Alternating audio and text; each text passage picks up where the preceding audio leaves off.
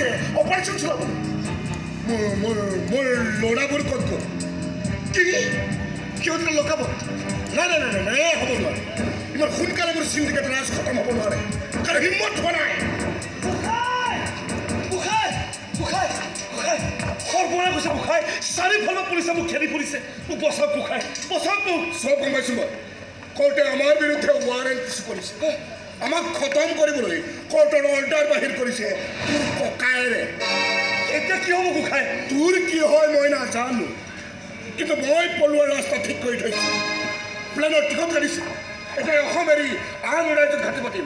পুনৰ ভোট আহিম 10-12 বছৰৰ পিছত তোৰ ককায়েৰে মৰি ভূত হোৱাৰ পিছত মোকো নাযাওক আপোনাৰ লগত মই ৰঙা ঘৰত ভাত খাব নোৱাৰোঁ বুখাই মই ইমান বিলাসী মানুহ নহয় যে পোহনীয়া কুকুৰটো কুকুচাক লৈ দুনিয়াখন ঘূৰি ফুৰে তেনেকৈ নকওঁ বুখাই মই আপোনাৰ কাৰণে কিমান কি কৰিছোঁ আপোনাৰ প্ৰত্যেকটো কথা মই হাতৰ আখৰে আখৰে পালন কৰিছোঁ মোক বচাওক বচাওক মোক তোক মই যিমান দিন উতলা কৰি নচুৱাব লগা আছিল মই নচুৱালোঁ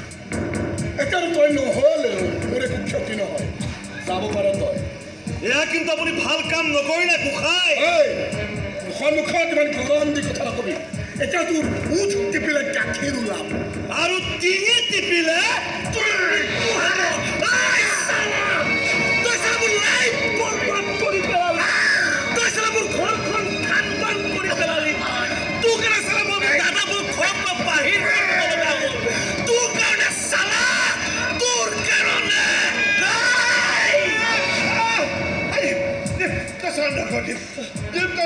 খুব ভাল মানুহ দায়িত্ব মই লৈছোঁ তই মোৰ কাষলৈ ঘূৰি আহি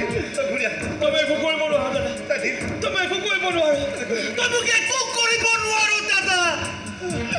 সৰুতে তই মোক বিস্কুট দিম বুলি ফুচুৱাইছিল